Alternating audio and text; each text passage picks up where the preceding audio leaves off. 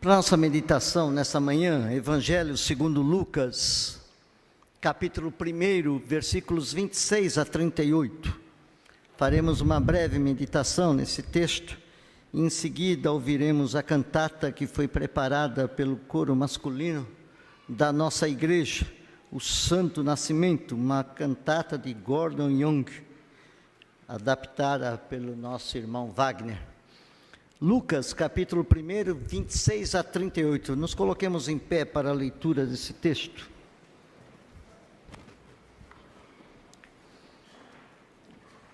Diz assim o texto da palavra: no 6º mês, foi o anjo Gabriel enviado da parte de Deus para uma cidade da Galileia chamada Nazaré, a uma virgem desposada com certo homem da casa de Davi, cujo nome era José. A virgem chamava-se Maria. E entrando o anjo onde ela estava, disse: alegra-te, muito favorecida, o Senhor é contigo. Ela, porém, ao ouvir esta palavra, perturbou-se muito e pôs-se a pensar no que significaria essa saudação. Mas o anjo lhe disse: Maria, não temas, porque achaste graça diante de Deus. Eis que conceberá e dará à luz um filho, a quem chamará pelo nome de Jesus. Este será grande e será chamado Filho do Altíssimo. Deus, o Senhor, lhe dará o trono de Davi, o seu pai. Ele reinará para sempre sobre a casa de Jacó, e o seu reinado não terá fim. Então disse Maria ao anjo: como será isto? Pois eu não tenho relação com homem algum. Respondeu-lhe o anjo: descerá sobre ti o Espírito Santo, e o poder do Altíssimo te envolverá com a sua sombra. Por isso também este ente santo que há de nascer será chamado Filho de Deus. E Isabel, a tua parenta, igualmente concebeu um filho na sua velhice, sendo este já o 6º mês para aquela que dizia ser estéril. Porque para Deus não haverá impossíveis em todas as suas promessas. Então disse Maria: aqui está sua serva, a serva do Senhor, que se cumpra em mim conforme a tua palavra. E o anjo se ausentou dela. Texto de Lucas, capítulo 1, versículos 26 a 38. Nos assentemos, nos coloquemos em oração silenciosa. Peça que Deus fale ao seu coração nesse momento, que Deus lhe mostre o seu querer e a sua vontade.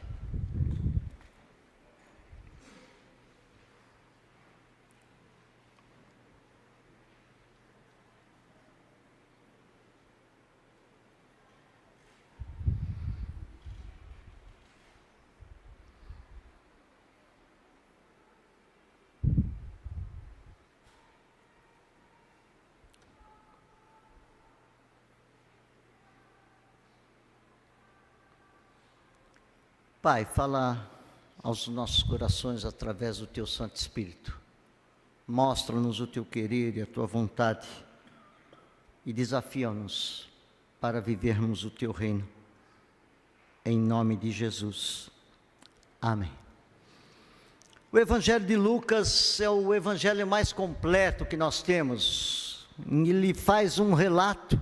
Ele é o único dos evangelistas que não viveu com Jesus.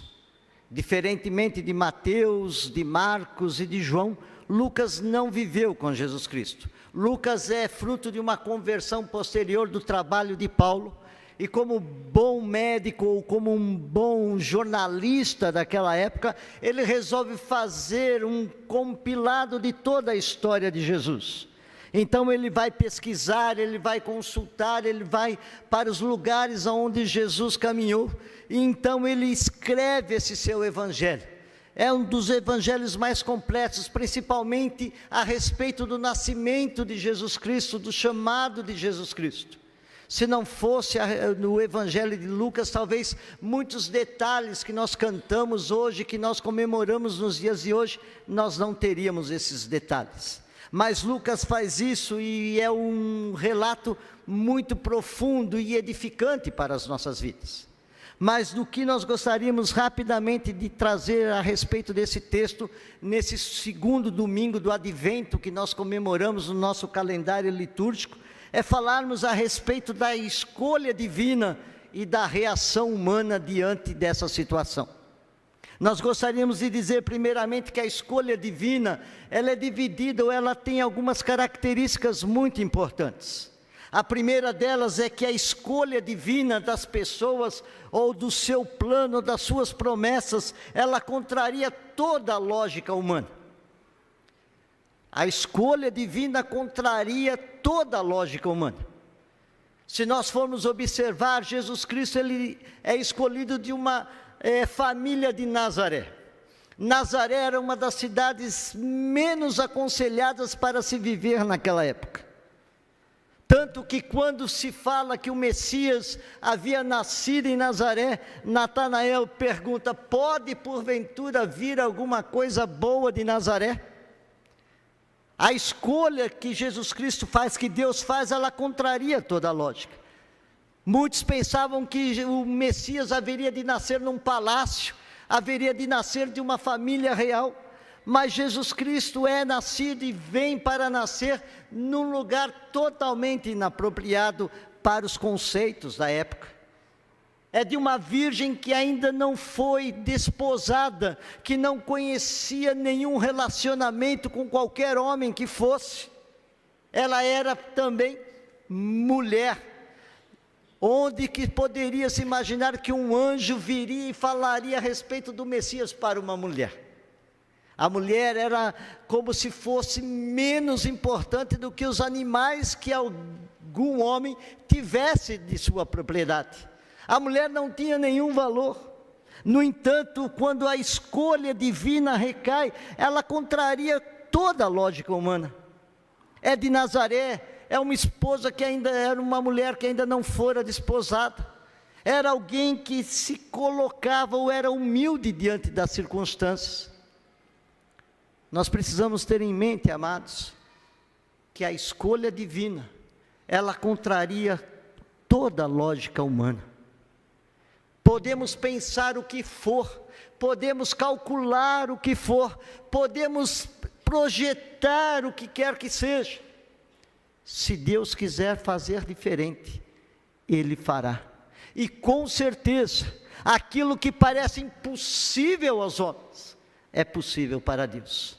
E é por isso que Ele não trabalha na lógica humana. É por isso que a sua escolha, ela contrariou toda a lógica. Ela também, a escolha divina, ela não pode ser contrariada e nem pode ser mudada. Jesus Cristo, ou o anjo, chega para Maria e diz: olha, você dará à luz a um menino. Quem disse que os ultrassons são modernos? O Espírito, o anjo já dizia para Maria: olha, você não precisa ter dúvidas, você não precisa ficar pensando se vai ser menina ou se vai ser menino, você não precisa esperar o seu ultrassom do 3º, do 4º mês, do 5º mês, ou o que quer que seja. Você dará à luz a um menino. E mais, você colocará o nome desse menino de Jesus, Emanuel, o Deus conosco. Ele será um grande, ele será altíssimo, o trono de Davi será seu, ele reinará para sempre. Nós precisamos entender, amados, que a escolha divina, ela não pode ser contrariada, ela não é contrariada, ela não pode ser mudada e jamais será mudada. Aquilo que Deus fala, acontece. Porque Deus não é homem para mentir e nem filho de homem para se arrepender. Se Ele falou, Ele há de cumprir. É por isso que a escolha divina, ela não é contrariada, ela não é mudada. Deus faz aquilo que Ele fala, e não existe ninguém no mundo que possa mudar esse sentido de ser. A escolha divina, além de contrariar toda a lógica humana, além dela não poder ser mudada, contrariada, ela também mostra os impossíveis de Deus. Como uma mulher que não conhece um homem pode dar à luz? Como uma mulher que não teve relação com um homem pode ficar grávida? A escolha divina, ela mostra o impossível de Deus. Aquilo que aos nossos olhos não pode ser realizado, para Deus é realizável. A escolha divina mostra o impossível de Deus. Não uma criança gerada por homens, mas uma criança que seria gerada pelo Espírito Santo. Não uma criança comum, mas a própria encarnação de Deus habitando no meio dos humanos. O que pode parecer impossível aos olhos humanos, Deus realiza. Aquilo que nós possamos ter em mente que não possa ser realizado, Deus realiza. Nós precisamos entender, amados, que a escolha divina não tem nada a ver com a vontade humana.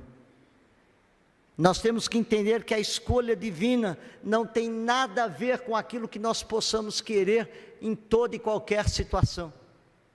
A escolha divina, ela trabalha dentro dos moldes e do querer daquele que é o Todo-Poderoso. Nós precisamos crer nisso. Nós precisamos ter a certeza que diante da escolha divina, nenhuma lógica humana funciona. Nada pode ser contrariado.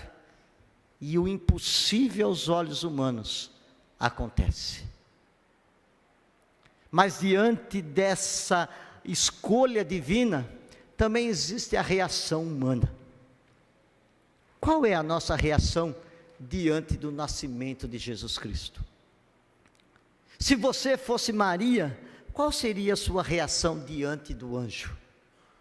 Como você se portaria diante desse espetacular cenário que Lucas nos apresenta?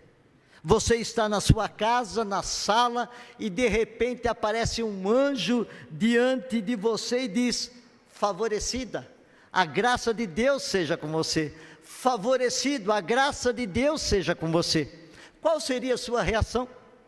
Qual é a nossa reação diante da ação, da escolha divina, da manifestação divina diante da sua vida? Nós observamos algumas reações que podem ser as nossas reações. Primeiramente, nós vamos observar que no versículo 29, que diz o texto que Maria, porém, ao ouvir essa palavra, ela perturbou-se. Eu creio que seria a reação normal nossa. Aparecer um anjo diante de nós com essas palavras e nós ficaríamos perturbados. O que isso significa? O que isso tem a ver comigo? O que essa imagem, o que essa figura tem a falar para mim? Ela se perturba e fica pensativa. Ela questiona: como será que isso vai acontecer? Maria chega diante do anjo e diz: olha, mas como que isso que você está falando pode acontecer?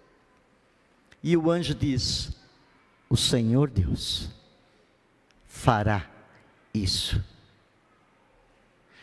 Quando diante de nós aparecermos, ou tivermos algumas dificuldades, alguns problemas, algumas circunstâncias, e a palavra de Deus vier e falar ao nosso coração dessa maneira, nós apenas temos que confiar em Deus, de que Ele faz as melhores coisas para a nossa vida. Mas não para por aí. Depois de tantas circunstâncias, de tanta situação, nós vamos observar o anjo falando: olha, porque para Deus não haverá impossíveis em todas as suas promessas. Maria, saiba que para Deus não há impossível. Saiba que para Deus não há impossível. E esta palavra é para nós também nos dias de hoje. Talvez estejamos passando por problemas, por dificuldades. Talvez a nossa vida não esteja sendo um mar de rosas. Talvez a nossa vida não esteja sendo de acordo com aquilo que nós queremos, e se as circunstâncias parecem não ter soluções.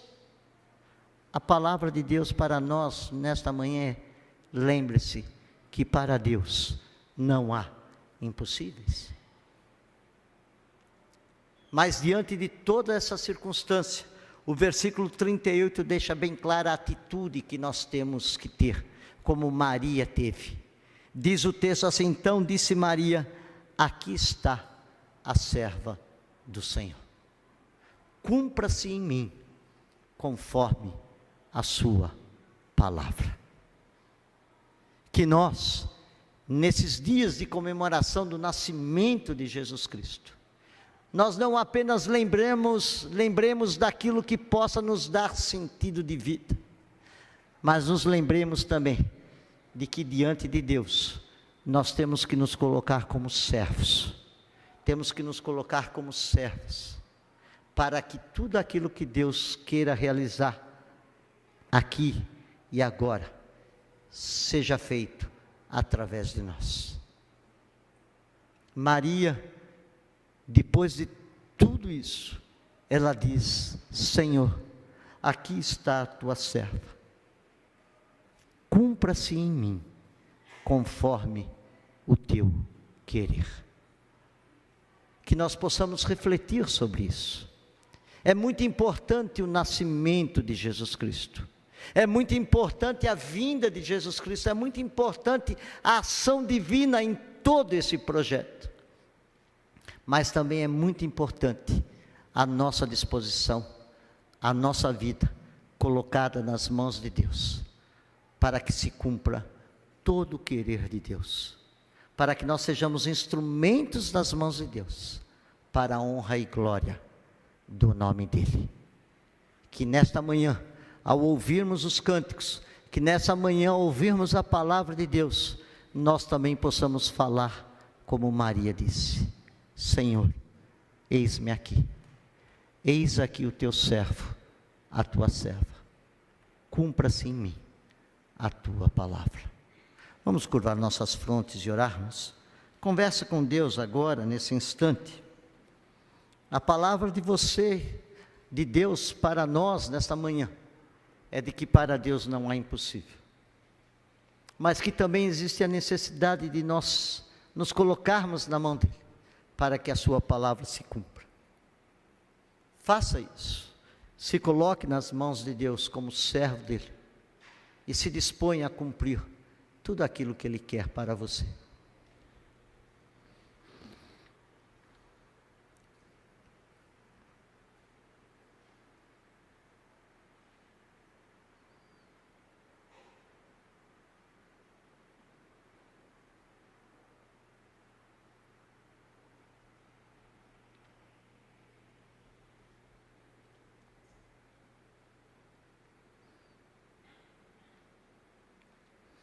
Pai, nós te louvamos e te bendizemos pelo teu amor e pela tua graça.